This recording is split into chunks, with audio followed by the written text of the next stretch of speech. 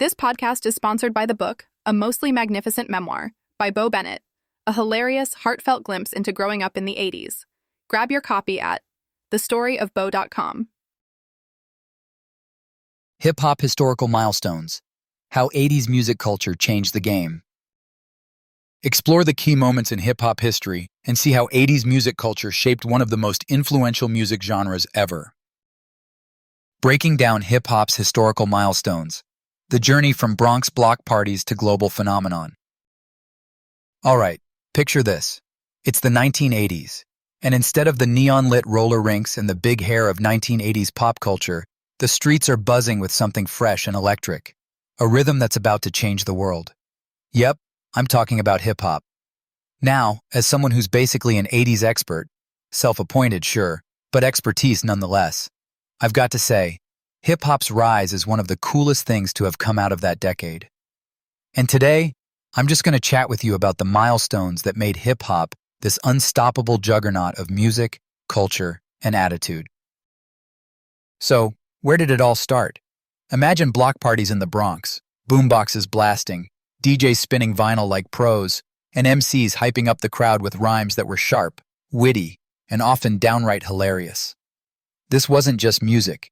It was a cultural movement born from the energy of the streets. 1973, DJ Kool Herc's party that changed everything. Look, this isn't the 80s just yet, but come on, we have to start here. DJ Kool Herc is often credited with throwing the first hip-hop party. His technique? He'd isolate the breakbeats, the instrumental parts that really made people move, and extended them with 2 turntables. Instant dance floor magic. Early 80s, hip-hop starts to hit the airwaves. By the early 1980s, hip-hop was no longer just an underground sound. Shows like Graffiti Rock and local radio stations began to broadcast this fresh sound to a wider audience.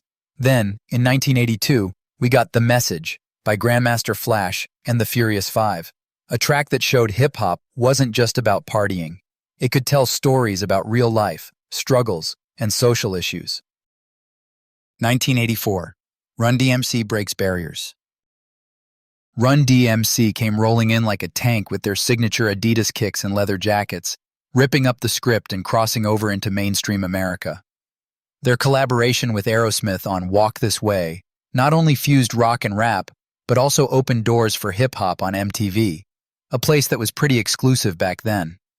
Plus, their focused, stripped-down style was a stark contrast to the disco and funk that dominated airwaves. Mid to late 80s, the golden age begins.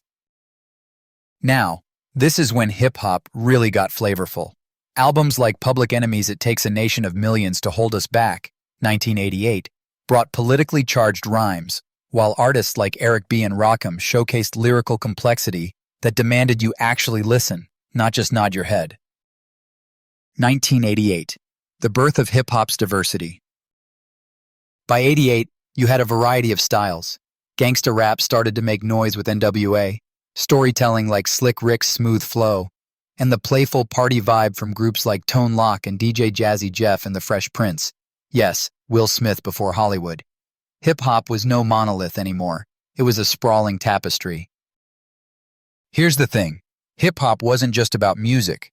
Just like how 1980s fashion and 80s TV shows shaped how we saw style and entertainment, hip-hop shaped attitudes and gave a voice to people often ignored by mainstream media. It influenced language, art, graffiti, dance, and even business. And speaking of stories of growing up in the 80s, you might enjoy A Mostly Magnificent Memoir. It's a fun and heartwarming story about a kid from a small town growing up during this colorful decade, juggling the typical 80s music obsession, awkward moments, and the search for identity, kind of like our hip-hop pioneers trying to find their own voice in a big city buzz. So next time you throw on some classic hip-hop or catch a rerun of your favorite 80s movie, remember, hip-hop's genesis was all about community, creativity, and making something powerful from nothing. From the block parties of the Bronx to sold-out global arenas today, hip-hop's milestones are a testament to innovation and resilience, kind of like how 80s celebrities redefined cool, each in their own unique way. Anyway, that's my casual stroll down the history lane of hip-hop. If you ever want to get a better feel for the raw energy of 80s music culture combined with personal stories, definitely check out A Mostly Magnificent Memoir. You might laugh, you might cry, but mostly, you'll get a great sense of the vibe that made the 80s such a unique and unforgettable era.